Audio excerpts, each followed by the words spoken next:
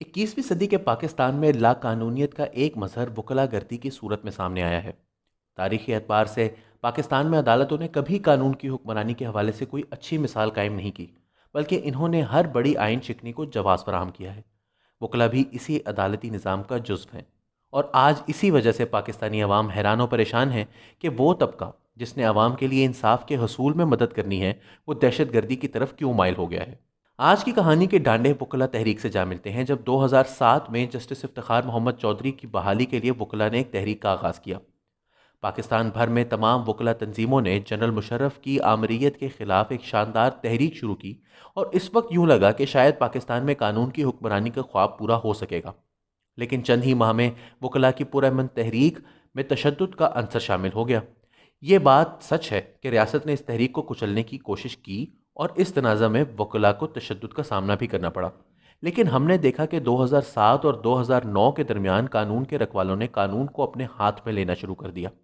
चाहे वो पुलिस के अहलकार हों या मीडिया के नुमाइंदे, वकला ने मार कुटाई और अपनी इस सियासी कुव्वत का, जो उन्होंने इस तहरीक के दौरान ही दरियाफ्त की थी, ना सिर्फ भरपूर मुजाहिरा किया बल्कि इसका नाजायज़ फ़ायदा भी उठाया।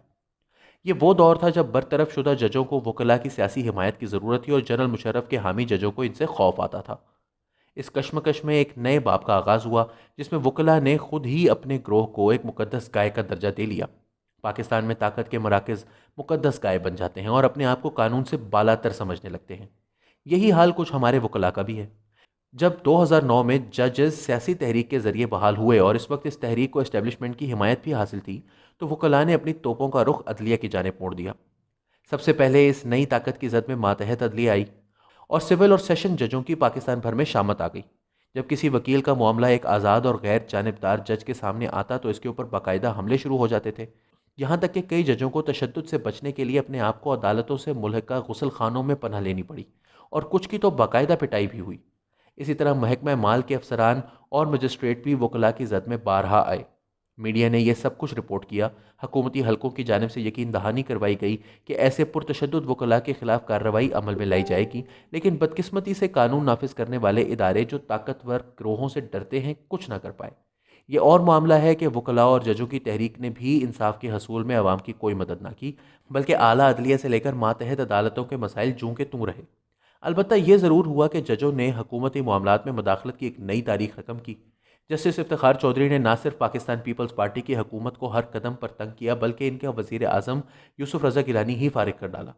इस बढ़ती हुई लाकानूनियत के तनाजुर में 2017 में लाहौर हाईकोर्ट ने मुल्तान हाईकोर्ट बार एसोसिएशन के सदर को गिरफ्तार करने का हुक्म दिया, तो वकला ने फिर से लाहौर हाईकोर्ट पर धावा बोल दिया।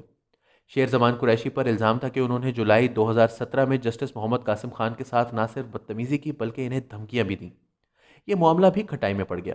इससे कबल लाहौर के एक वकील साहब के घर काम करने वाली एक नन्ही बच्ची शाजिया मसीह मालिकान के तशद्दुद से जा बहक हो गई।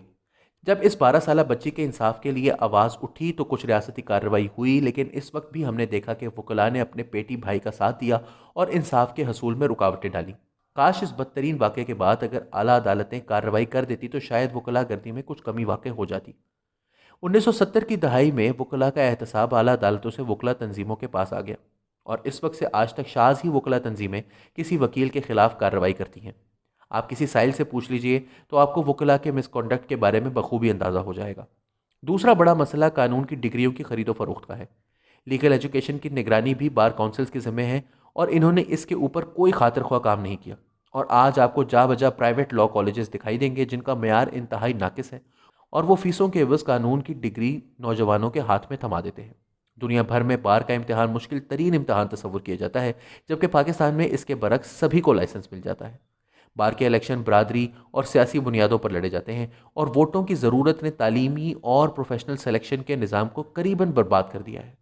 लेकिन सबसे बड़ा मसला आला अदालतों की नीम दिलाना पॉलिसी है कि वो एक दहाई से वकला गर्दी को नहीं रुकवा सके। अब लाहौर में पेश आने वाले वाक़े के बाद कोई शक नहीं रहना चाहिए कि वकला गर्दी दहशत गर्दी में तब्दील होती दिखाई दे रही है। आलमी कवानीन के तहत और तमाम मज़ाहिब की तालीमात के मुताबिक मरीज़ों पर हमला नाकाबिल कबूल तस्वुर किया जाता है।